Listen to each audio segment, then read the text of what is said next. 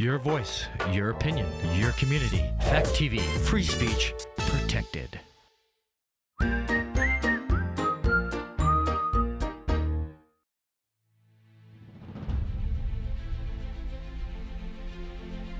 For 6,000 years, humans have cracked the whip to get horses to do what they want, but never really learned how to communicate until now. We've cracked the horse beak code. This means we can communicate with them in their language instead of expecting them to understand ours. Welcome to Cracking the Horsebeak Code. We welcome you to take the journey with us as we explore the horse's language, mind, and heart.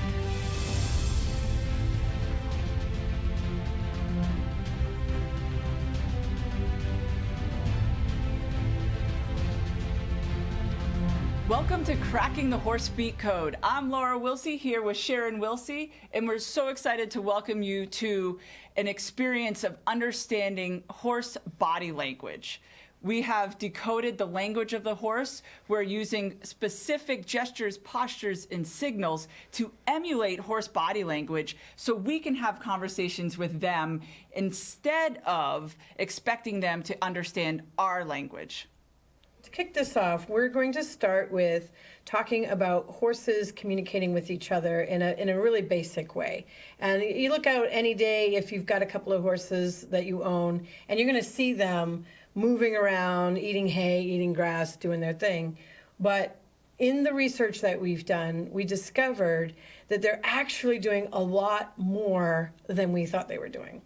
So one of the things is when horses are moving around, they're using everything from nose to tail to communicate with each other, and really not only precise gestures, but also using the posture, like if their head goes up, if the head goes down, using the angles of communication. So two horses standing next to each other or side by side or at an angle like this.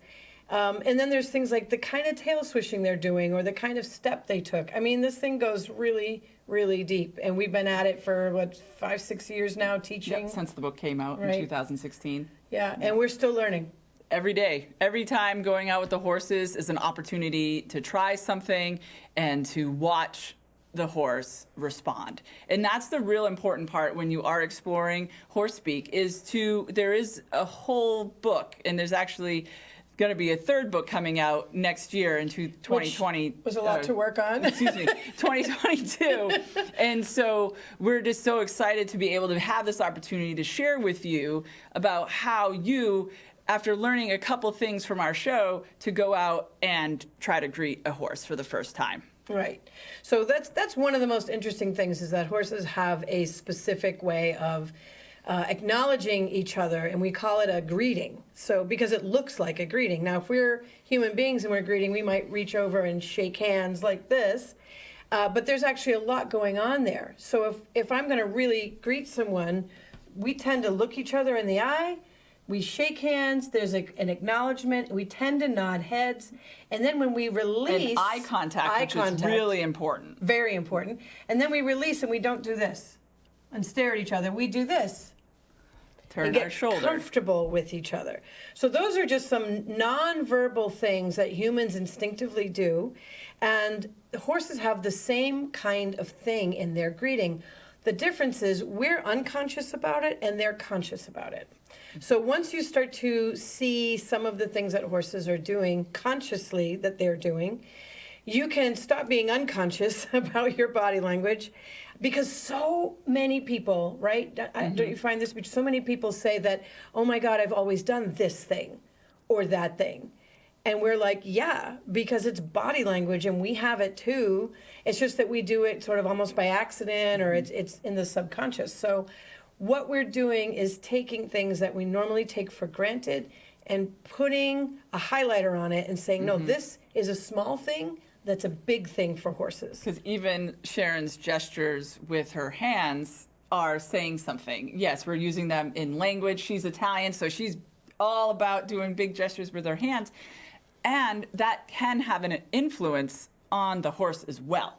So we have to be constantly aware of how we are gesturing around a horse, whether it's our belly button facing right on them, or we're, go like this, like all of that has meaning to them. Right. So you take your hat off, and a horse is going to say, well, your hand went up. What does it mean? And it didn't mean anything. It meant you were taking your hat off. Because of that, horses have learned to basically tune us out.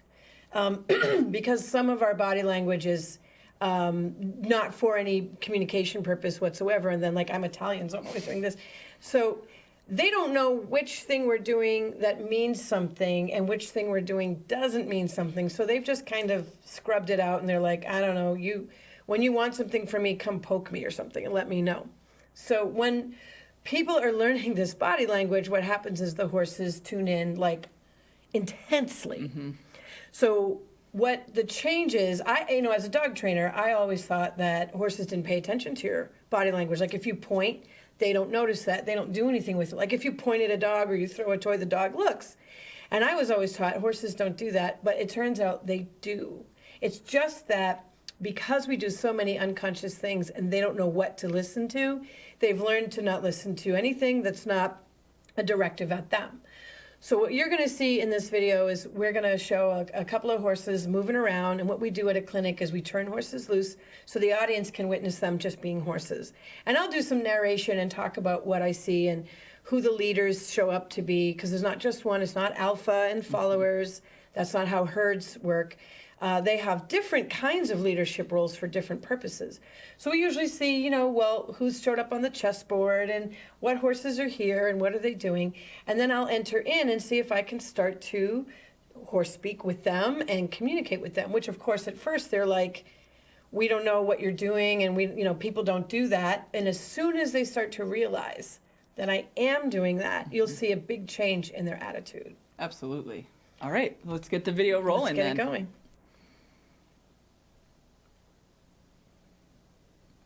All right, so here we see these three, there are two halflingers and one's a halflinger cross. And they're just been turned loose in the indoor. We have it barricaded so that they have a half of the indoor to themselves. And what they're doing is typical horse motion. You have a leader in the front, that's the map maker. You have a leader in the back, that's the protector. And you have the horse in the middle.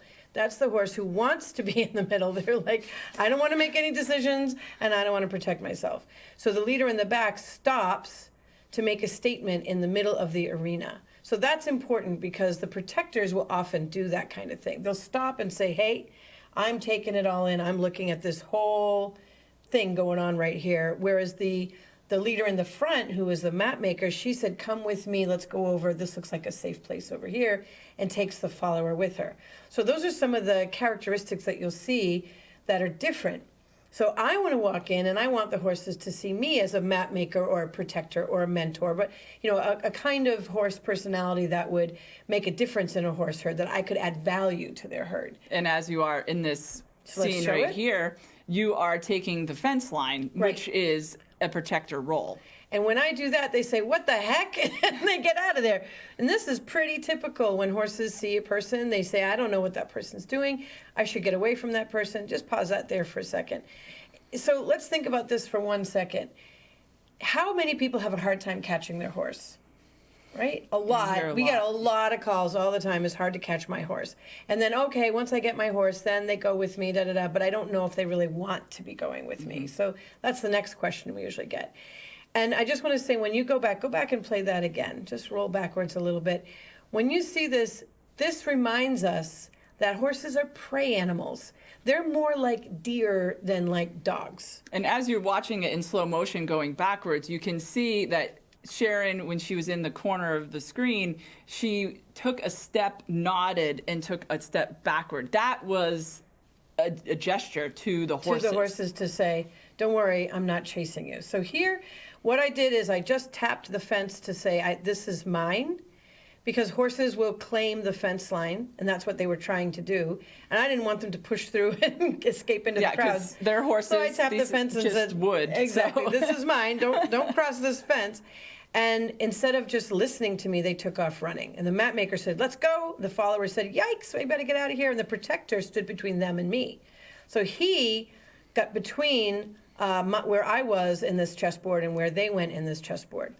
So it's like he took the attention onto himself, kind of like, those birds when they like flop their Oh, wing yeah. and they say, "Don't look at my babies."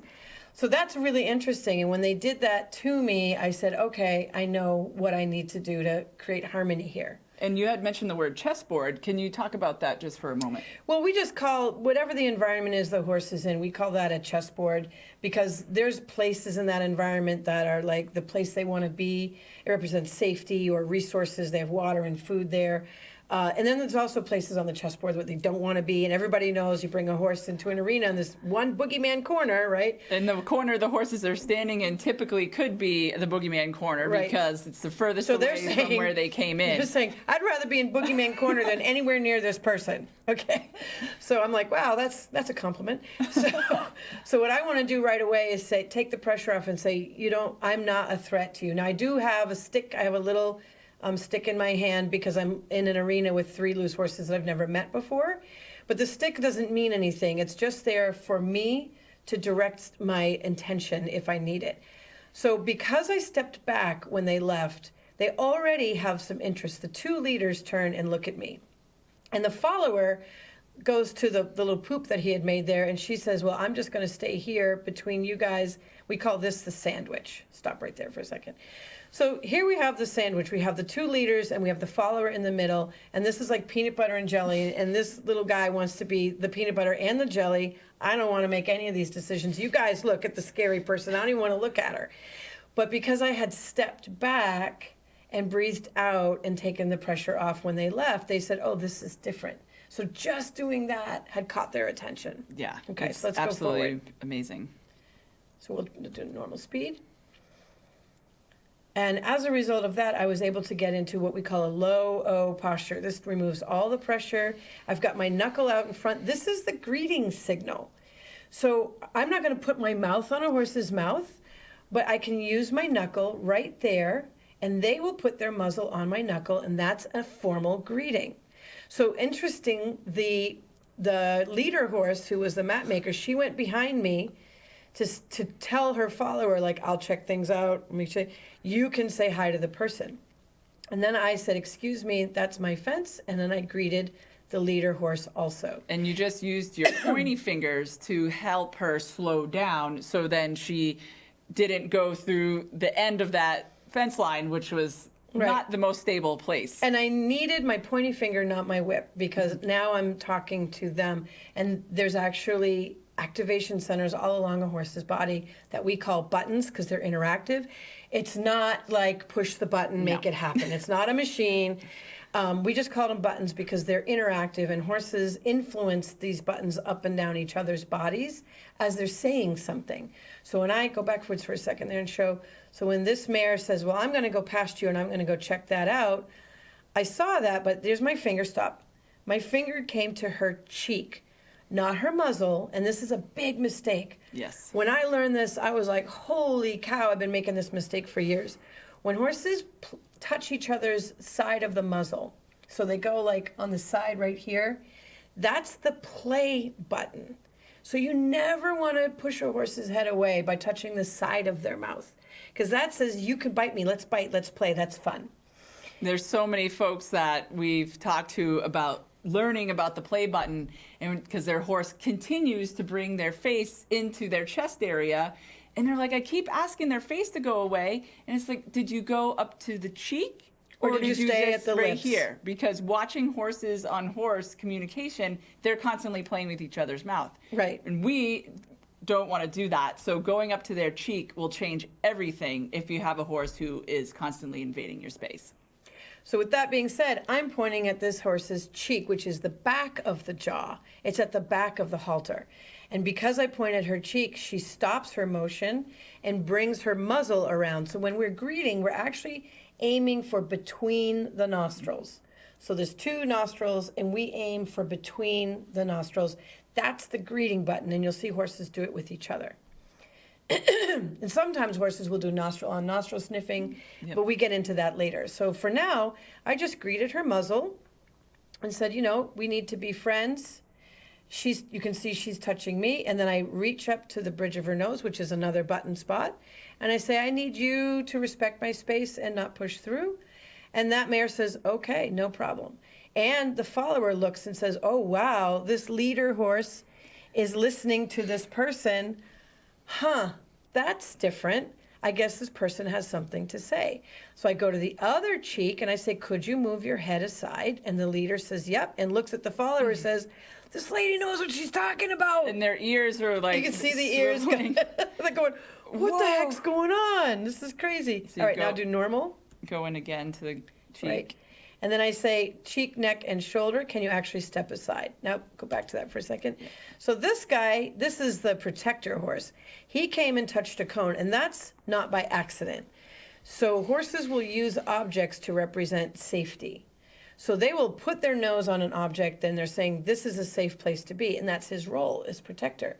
So when he saw what I did, he came and touched the cone and looked at me, and he's like, this is becoming a safer environment. How interesting. So go forward. I love actually all the ear sets here because the two protector horses, they have their ears sideways, which we call airplane ears. And then we have the peanut butter and jelly horse, the chestnut, in the middle. Her ears are definitely more perky because she's a little bit more aware, a little bit more hypervigilant of this communication rather than these protectors are completely trusting the situation. So he's decided, I'm going to come and greet. And there's a really good greeting. Now, when he looked away, he's looking over at the audience and things going around that are happening in the chessboard. So I also looked away. I looked at the boogeyman corner, and I said, well, I'll watch that.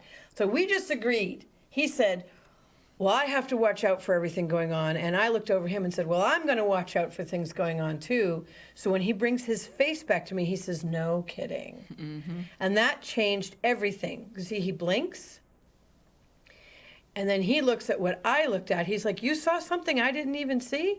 And that allows us to start to get in harmony with each other. And again, it's not about the stick, so I move the stick away and just go forward there, normal speed.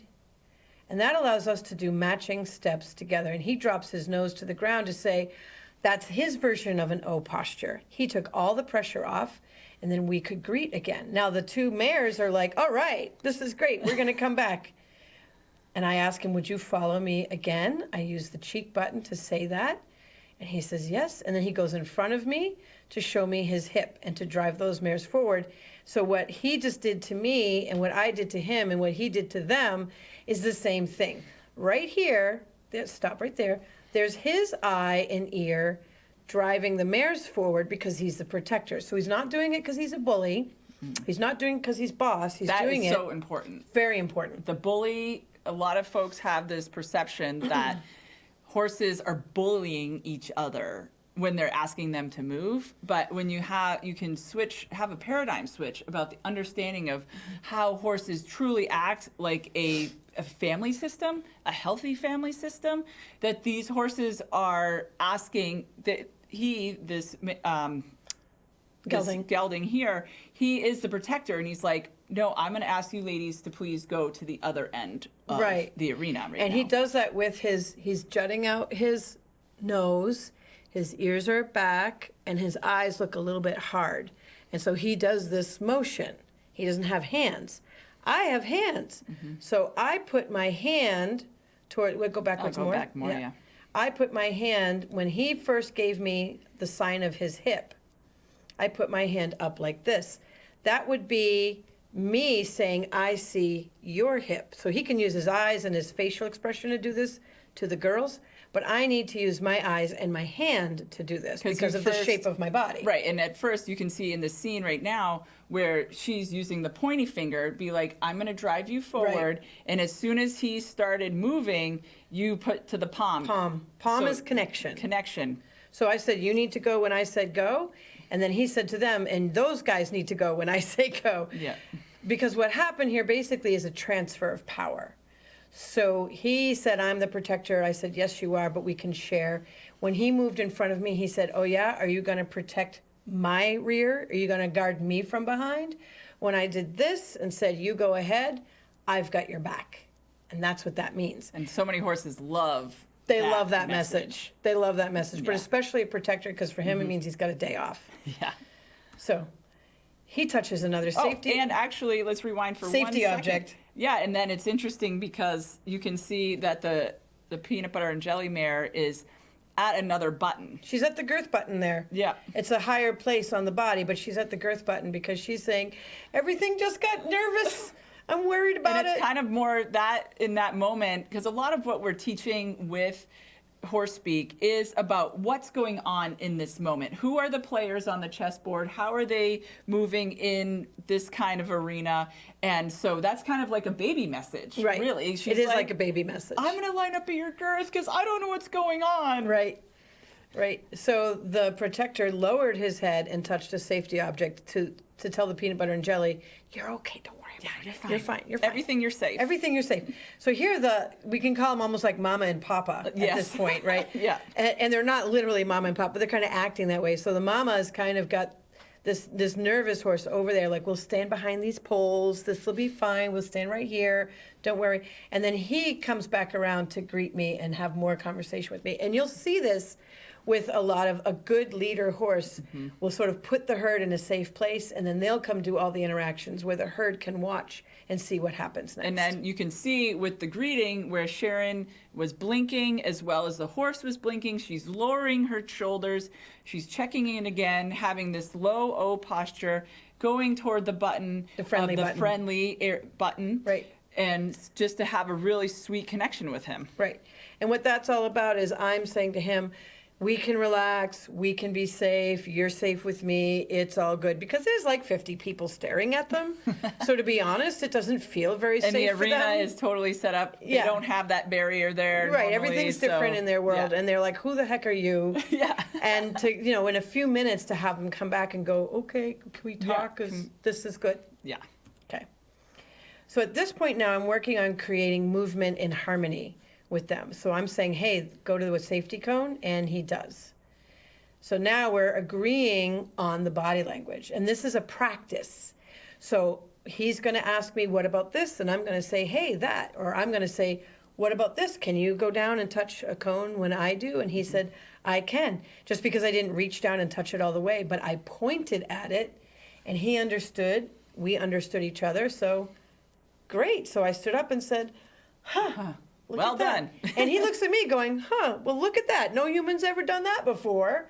So this is an opportunity to build rapport. And I think what we find and what the people who learn horse speak find is that this builds so much rapport with horses, and so fast, because you are literally learning to emulate how they do things, even though our body shape is so totally different. Absolutely. It's So- profound. It really is. What happens- Every time we talk to horses, it's like the first time we've ever talked to. I know. And It's a little bit addicting. It just to is. yeah. I mean, yeah, we're meeting horses that we've never met before, so it is cool, but it doesn't matter how many new horses we meet. It's always so exciting, and we spend hours after we meet a horse to This just talk. happened, that happened. It's very so cool. fun. So what happens next? The whole herd comes in to work with me, and Miss Scaredy Pants. And I get to do a little bit of hands-on work with her where I'm asking her to rebalance herself. That's a balancing technique where I'm asking her, can you relax? And she's very stiff and like, I don't know if I can relax. But she does a really lovely backup. That's called the therapy backup. And then I say, that's a good job. So I'm inviting her now, can you move with me a little bit in balance? And she's like, oh, I can try that. And we can see the leader mare starts to move ahead and the protector starts to move behind. And by doing that and circling around her and me, they're saying, we are in this together. And that's the beautiful thing about this is that horses really want you to be part of their herd. And they're showing this by taking turns with me now. Yeah. So now we have the mama horse move in and say, do that to me. Yeah. Sign me up. Sign me up. That feels good. And her ears go sideways, and she gives me blinking and a soft look. Yeah, And then it's beautiful. he comes in and he says, I'll do some of that too. But he's got more ideas. He's very interested. He's watched me doing this with them. And I say, I can talk to more of your buttons and create a balanced turn. Look at him giving his nose to my hand. I'm not holding him. He's doing that all on his own. He's licking and chewing because he likes what's happening. So this is now creating healthy contact and healthy touch that involves balanced movement together. So I am asking the backup button there, can you take a step back? And he's going to step. When they do that, when horses use that on themselves, that's the backup button. We'll show a video of a horse doing it with other horses. This is a really crucial button, and it's not on the chest because the chest means pride. And if you push the chest to make them go backwards, you're actually saying, you have no pride with me. You don't really want to do that. No. But it turns out the eye of their elbow, that's what I just touched. So go back and show it. The eye of the elbow right there, it's like an arrow. It's like the FedEx arrow. You never saw it till you saw it. Now you can't unsee it. It's like this. This is the arrow pointing you to where they actually want to back up from because it's a joint. And when you touch that joint, it's full of nerves, it's a little bit ticklish, and it makes them want to roll backwards. And when they do it well, all the joints in their body relax. That's why we call it the therapy backup, because it's like therapy. And I just want to comment on the ears, where the set of his ears are in what we call a concentrating ear. So he's really concentrating on listening to what Sharon is asking him, so that, and he is also having to balance his whole body because you're doing some real precision with him. So he's concentrating. So it's not to be flat back ears would be totally back flat onto their head. So sometimes people do have a little bit of confusion with a set of ears like this. He's just like, I'm all in with this experience. I'm exploring with you. I'm thinking and I'm learning. Right. So we'll go forward. So you can see him licking and chewing as he does it, taking a big breath there.